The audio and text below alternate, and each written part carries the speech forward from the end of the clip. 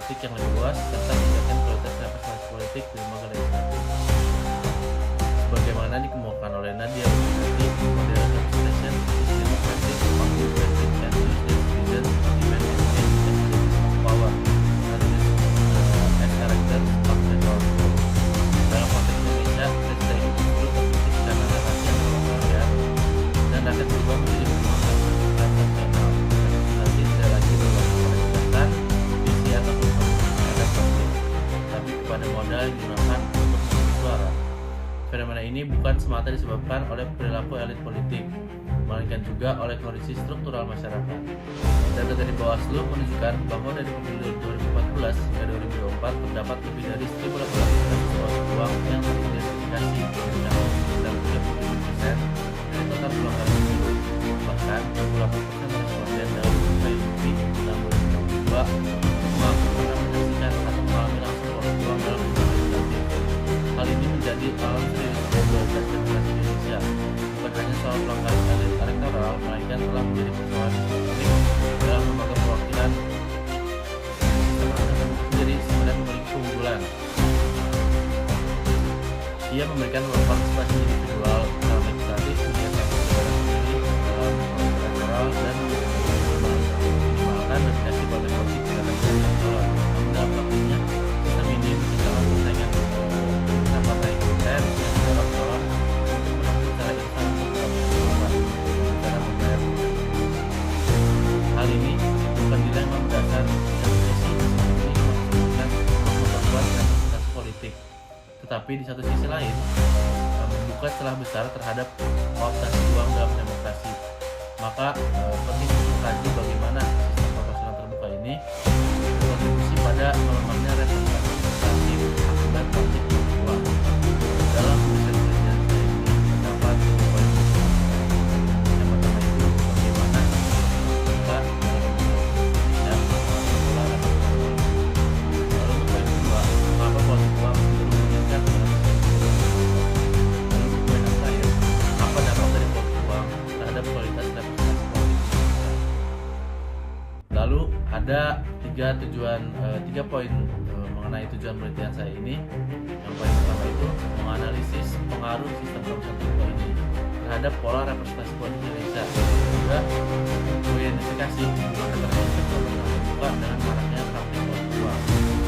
Dan terakhir, menelaah dampak politik uang terhadap kualitas demokrasi dan kepercayaan publik terhadap politik. Secara teoritis, penelitian ini diharapkan dapat memperkaya literatur mengenai sistem proporsional Indonesia dalam konteks dilema antara liberalisme dan demokrasi dan realitas praktik elektoral yang transaksional.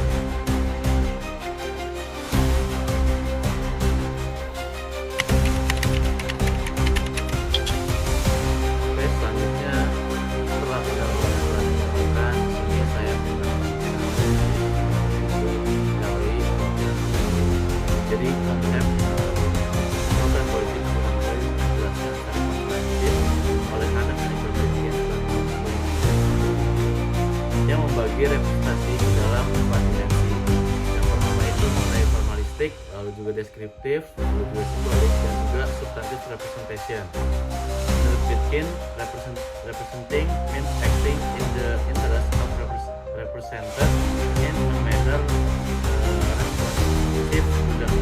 Dari keempat dimensi tersebut, representasi substantif dianggap sebagai ideal, yaitu saat wakil rakyat benar-benar memperjuangkan kepentingan konstituennya, bukan sekedar tampil atau dipilih secara simbolik. Dalam praktiknya dimensi substantif sering dikalahkan oleh logika nasional dalam proses elektoral, terutama ketika uang menjadi faktor dominan dalam memperoleh suara.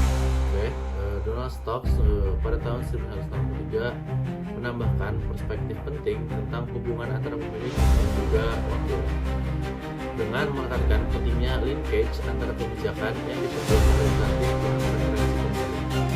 Stokes menyebutkan accountability only function when voters can discern policy, reasons, and involve representative to their process. Jika yang terjadi adalah pertukaran suara dengan uang, maka hubungan itu rusak total dan representasi tidak lagi berbasis preferensi kebijakan, melainkan pertukaran sesaat.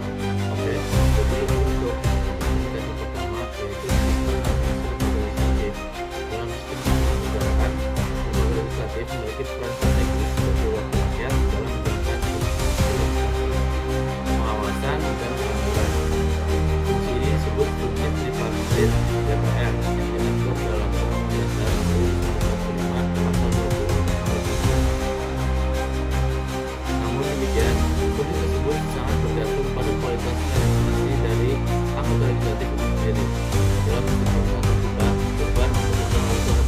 menjadikan para caleg bersaing secara intens. Dan indikator selanjutnya itu relasi antara lembaga legislatif dan eksekutif.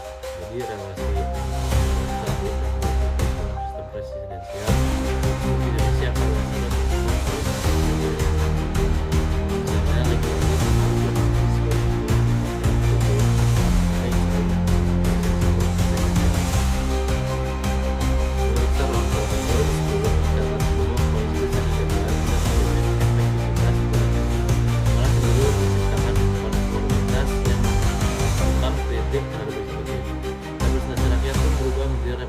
oligarkis yang tunduk pada kalkulasi politik dan juga kepentingan elit. Dalam konteks ini, keberadaan wakil rakyat yang terpilih melalui politik uang sangat berpotensi memperkuat logika transaksional dalam menentukan kebijakan.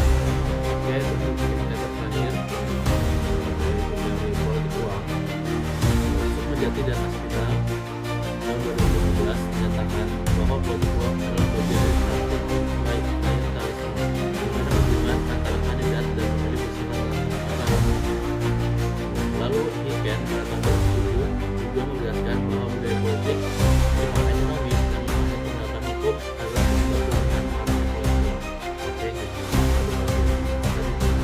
kita akan jadi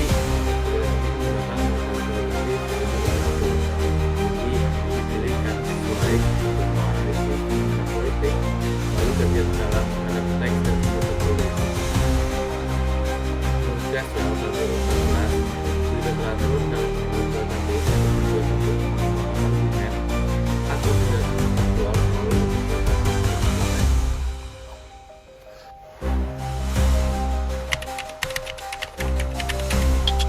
Oke, kita lanjut ke bagian pembahasan pertama. Jadi di sini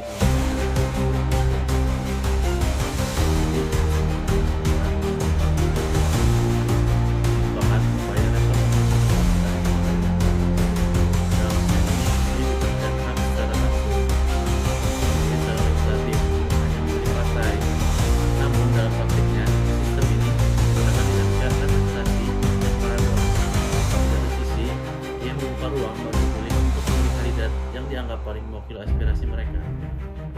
Menurut Gideon Raharjo pada tahun 2021 yang menyatakan bahwa fungsi representasi dalam lembaga legislatif cenderung melemah karena anggota DPR lebih berorientasi pada nilai individual daripada agenda nasional partai atau kepentingan secara umum.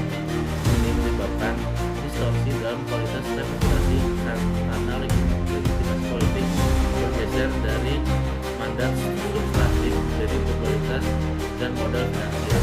Oke, itu sebenarnya itu uang praktik uang merupakan salah satu konsekuensi dari penerapan sistem proporsional mutlak. Dan sistem ini akan memilih langsung oleh yang calon ditutup untuk muncul di antara rekan partainya. Sebagaimana yang dinyatakan oleh Sandi Prabowo Edman tahun 2005 dan suara rakyat menjadi peluang yang terjadi di hari dan juga dalam bentuk semua komunitas sosial melakukan bantuan ibadah. Data Bawaslu tahun 2024 mencatat lebih dari 1.800 kasus politik uang sejak 2014, menunjukkan bahwa sistem ini bukan hanya membuka ruang kompetisi, tetapi juga membuka ruang korupsi. Bahkan survei LIPI tahun 2022 menunjukkan bahwa 68% responden pernah menyaksikan atau mengalami politik uang. Sistem ini mendorong logika transaksional dalam proses elektoral. Kandidat yang memiliki sumber yang besar akan lebih mudah memberi dukungan, sedangkan mereka yang tidak memiliki akses terhadap modal politik akan tersisih. Hal ini menjadikan pemilu sebagai pasar elektoral, bukan arena deliberasi politik. Faktor ketiga yaitu dampak politik uang terhadap kualitas representasi politik. Jadi ketika suara pemilih dapat dibeli, maka prinsip demokrasi substantif mengalami kemunduran. Politik uang mengubah hubungan wakil dan rakyat dari yang seharusnya akuntabilitas dan kepercayaan menjadi relasi transaksional seperti yang disampaikan oleh Maslow pada tiga. Accountability only function when context can be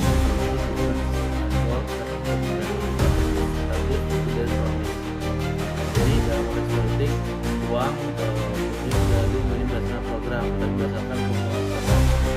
Oke,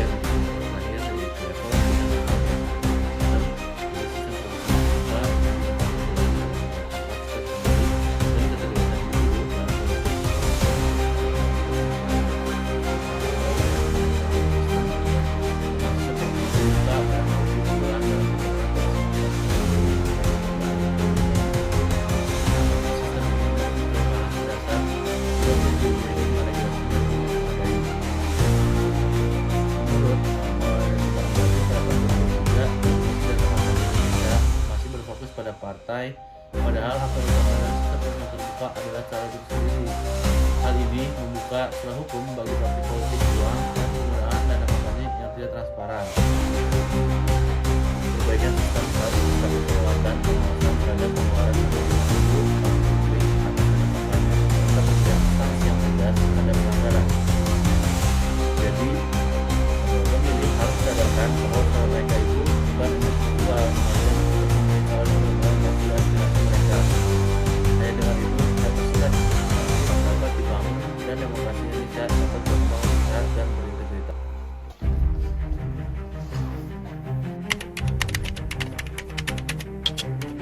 Oke, untuk bagian yang terakhir yaitu kesimpulan. Jadi, sistem pemilu terbuka dalam pembayaran itu tidak uang secara langsung, namun untuk kompetisi antar partai yang intens dan seringkali tidak sehat. Regulasi yang adaptif terhadap cara tersebut memperkuat celah pelanggaran sehingga dilakukan evaluasi untuk terhadap sistem pemilu yang berlaku. Oke, untuk saran itu untuk memperbaiki kualitas demokrasi elektoral perlu dilakukan reformasi. Yang terakhir yaitu saran untuk memperbaiki kualitas demokrasi elektoral perlu dilakukan reformulasi regulasi dana kampanye yang menekankan transparansi dan akuntabilitas caleg. Edukasi politik bagi masyarakat harus dibuat agar pemilih lebih rasional dan juga tidak transaksional. Bawaslu perlu diberi kewenangan dan sumber yang memadai untuk menjawab pelanggaran tersebut. Partai politik perlu mengiakan dan meningkatkan integritas, kelembagaan, dan stabilitas caleg berbasis dari demokrasi agar menghasilkan wakil rakyat yang berorientasi pada pelayanan publik bukan pada keuntungan elektoral semata. Mungkin sekian riset penelitian yang bisa saya paparkan. Kurang lebihnya mohon maaf. Wabillahi taufiq.